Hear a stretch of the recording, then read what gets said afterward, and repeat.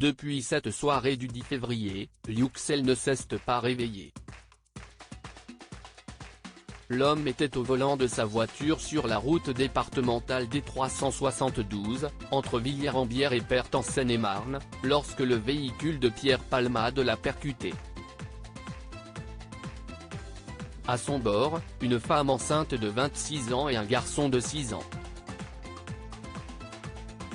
La famille a été transportée à l'hôpital du Kremlin-Bicêtre, près de Paris. Si le petit garçon s'est réveillé ce jeudi, l'homme de 40 ans, lui, est toujours dans un coma artificiel. Le neveu de Yüksel était ce vendredi sur C8 pour donner des nouvelles de sa famille. Le jeune homme a témoigné dans Touche pas à mon poste. Il révèle que son oncle ne s'est toujours pas réveillé car la douleur est trop intense. Il a subi 5 opérations au total. Le mari de la femme qui était dans la voiture de mon oncle nous a appelé et nous a dit calmement qu'il avait fait un accident.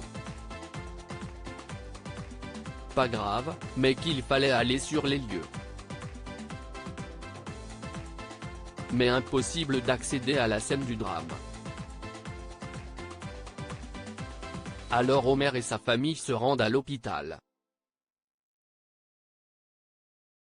Là, 2 journalistes les abordent et leur révèlent qui était au volant de la voiture qui a percuté celle de Yüksel. Je ne le connaissais pas du tout, explique Omer. Depuis, il affirme que sa famille est harcelée par les médias. Le petit garçon pleure à l'évocation de l'accident de sa tante, la jeune femme de 26 ans, venait de se marier. Enceinte de 7 mois, elle a perdu son bébé. Concernant son petit cousin âgé de 6 ans, Omer explique que le petit garçon soigné à l'hôpital Necker a la mâchoire cassée. Il porte une minerve et ils vont essayer de lui mettre une minerve lundi ou mardi, a-t-il expliqué.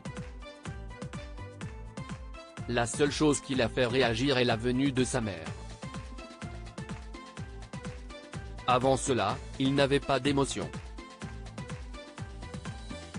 Quand il a vu sa mère, il a souri un peu. Toutefois, impossible pour lui de parler. Il a reçu un gros choc à la tête, ça lui fait tourner la tête et il a du mal à parler. Omer explique qu'il ne se souvient pas du soir du drame. On a voulu lui demander mais il a pleuré à chaque fois, a-t-il révélé. Alors, on a arrêté. Pierre Palmade placé sous contrôle judiciaire. Que demande la famille d'Omer? Une justice, déclare-t-il à Cyril Hanouna. Qu'il soit condamné. Prendre de la drogue et aller sur la route était un acte irresponsable.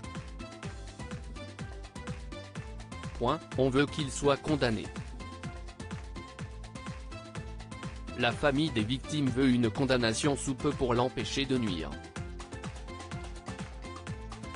On veut qu'il soit mis en prison rapidement, a plaidé Omer, qui se concentre sur le rétablissement des siens. Ce vendredi, Pierre Palmade a été déféré devant un juge d'instruction et mis en examen. Comme l'a annoncé CNO, le comédien évite la détention provisoire et va être placé sous contrôle judiciaire, assigné à résidence et devoir porter un bracelet électronique.